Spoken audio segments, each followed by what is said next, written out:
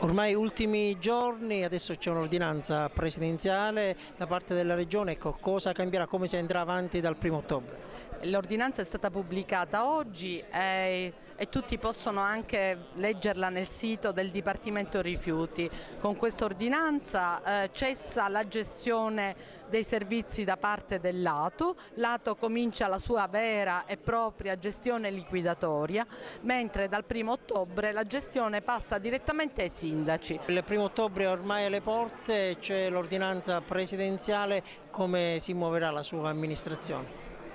È arrivata proprio in questo momento la direttiva da parte della Regione Siciliana. Chiaramente ci muoveremo per garantire il servizio, la continuità del servizio dal 1° ottobre e poi, siccome nel frattempo presenteremo il piano di intervento alla Regione Siciliana, abbiamo il tempo per ragionare sulle risorse, sui mezzi, su cosa occorre, su quali modalità tecniche sono migliori per riuscire ad affrontare al meglio il tema. Insomma, purtroppo facciamo i conti con i ritardi di una Regione siciliana che sul tema ha fatto a zig-zag, che ha portato solamente ora all'ultimo momento diciamo, a dare un'indicazione, una decisione, mettendo i comuni in grande difficoltà, per cui noi dal 1° ottobre comunque dobbiamo riuscire a garantire il servizio. Con l'SRR c'è il rischio di creare nuovi carrozzoni?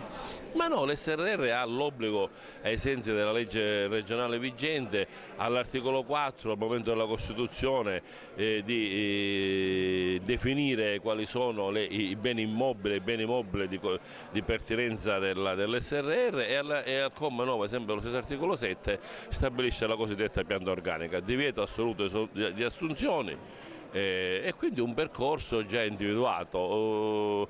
Diciamo che non ci dovrebbero essere più assunzioni, nel senso che già gli ATO hanno una presenza di dipendenti significativa. Cosa cambierà, ecco, in Sicilia con questa nuova gestione, con questo nuovo corso?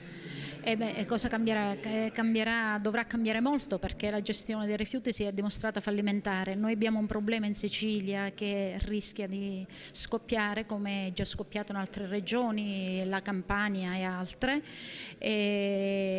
La Sicilia è meno attrezzata, ecco, questo diventa un problema che sicuramente dobbiamo contribuire tutti a risolvere e a trovare delle soluzioni.